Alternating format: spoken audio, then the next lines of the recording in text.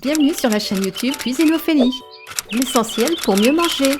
Bonjour à tous, comment faire une brioche filante extra moelleuse sans robot? Comment la consommer et avec quoi, et est-ce diététique? Voici l'une de mes recettes, une manière parmi tant d'autres simple, ludique pour réaliser votre brioche. Allez, je vous emmène dans ma cuisine et je vous explique. La brioche est une viennoiserie à pâte levée fermentée, aérée, contenant habituellement au moins 300 g de beurre par kilo de farine et un minimum de 5 œufs. Sa texture doit être filante et moelleuse. Ici, j'ai divisé la teneur en beurre par deux pour une brioche plus légère. On se rapproche un petit peu plus du pain brioché ou du pain au lait, mais elle sera plus légère. Les ingrédients sont disponibles aussi dans la description. On utilisera une farine de gruau ou T45 pour sa richesse en gluten et pour une belle levée. Un petit peu de lait de vache, ici j'utilise moi du lait de mes chèvres. 40 g de sucre de table suffiront. J'ai utilisé un gros œuf de mes poules, seulement 50 g de beurre doux à 82% de matière grasse et pommade, c'est-à-dire température ambiante, 10 g de levure fraîche de boulanger et 5 g de sel fin pour l'exhausteur de goût. Je vais commencer par utiliser mon lait et mon œuf que je vais bien mélanger. Et à partir de là, je vais prélever 2 cuillères à soupe qui me serviront tout à l'heure pour la dorure de ma brioche. Ainsi, je ne gaspille pas d'œufs. Je verse dans n'importe quel pot qui ferme et je réserve bien au froid. Ensuite, je viens ajouter ma levure fraîche, le sucre de table, le sel et je mélange bien le tout au fouet.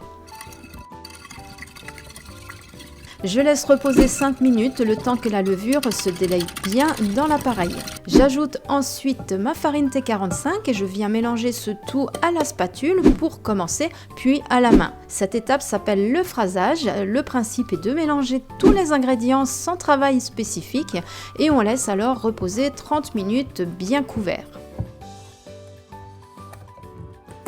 Ma pâte a reposé, le réseau de gluten commence légèrement à se faire mais il n'est pas encore prêt et c'est normal. Mettez le beurre à la détrempe et pétrir au moins 15 minutes à la main en procédant à des étirements de la pâte. Les 15 minutes sont absolument nécessaires, voire 20 minutes selon la manière et la vitesse à laquelle vous pétrissez.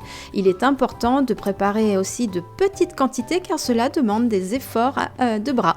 La pâte restera collante comme à l'image et ça c'est normal, ne vous inquiétez pas. Le travail de cette pâte à la main la rend tiède et la levure commence aussi à travailler. Au bout de 15 à 20 minutes, le réseau de gluten commence à se former progressivement. On remarque déjà une différence assez nette. À l'aide du coupe-pâte, on viendra récupérer toute la pâte sur le plan de travail et on replacera dans le plat pour un temps de repos. Ce temps de repos s'appelle le pointage. Normalement, une brioche demande un pointage très long et au froid. Les arômes ont alors le temps de se développer.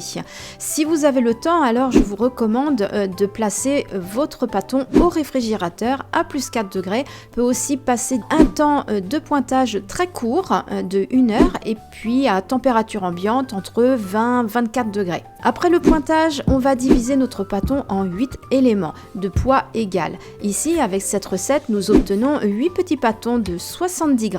C'est un format idéal de découpe pour les goûters et les petits déjeuners. On fleure son plan de travail de farine très légèrement pour ne pas en rajouter de trop et surtout pour ne pas en rajouter à notre pâte à brioche. Elle perdrait en brillance et ce serait dommage. On fleure juste ce qu'il faut pour éviter que cela ne colle au plan de travail. La pâte reste encore un petit peu collante, c'est normal.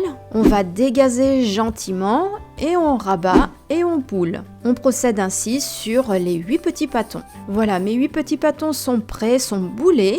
On va pouvoir les placer dans un moule suffisamment haut et graissé. On viendra les placer de façon à ce qu'ils prennent bien la place dans le moule de façon homogène. À ce moment, on peut dorer une première fois à l'aide d'un pinceau. Je sors donc mon appareil, œuf, lait que j'ai prélevé tout à l'heure en début de recette et c'est le moment avec le pinceau d'en étaler un petit peu sur les pâtons. L'après, c'est le dernier temps de pouce ou de fermentation avant la cuisson. Donc c'est maintenant, on prévoit 1h30 d'après lorsque la température est autour de 25 degrés. On ne dépasse jamais 27 degrés de température pour l'après car le beurre contenu dans la brioche pourrait venir à couler. Si la température est bien plus basse, il faudra alors augmenter la durée de l'après. Je place au four avec un plat d'eau pour faire une sorte d'étuve, ce qui limite le croûtage de la peau pendant 7h30. Aujourd'hui, il m'a fallu 1h45. Ma brioche est bien levée. Regardez comme elle est magnifique. Je viens dorer une seconde fois avec délicatesse. Voyez mon pinceau, il est un petit peu trop gros. Vous en choisirez un doux et plus fin que le mien et vous serez vigilant aux coulures de la dorure qui sont peu esthétiques après la cuisson. Le four sera chaud à 180 degrés, chaleur tournante et la cuisson de 20 minutes environ. On démoule avec douceur et on laisse sécher au moins 1 heure sur une grille avant d'y toucher. Le séchage est une étape importante pour l'évacuation de l'humidité et des gaz carboniques présents dans les viennoiseries ou dans le pain. Manger du pain et des viennoiseries toutes chaudes est difficile à digérer, il convient donc vraiment de patienter. Voilà, vous avez une jolie brioche avec 8 morceaux prêts à la découpe de 70 grammes chacun. C'est un format idéal pour un petit déjeuner ou une collation, avec un petit peu de confiture ou tout simplement un morceau de chocolat noir que vous mettez dessus.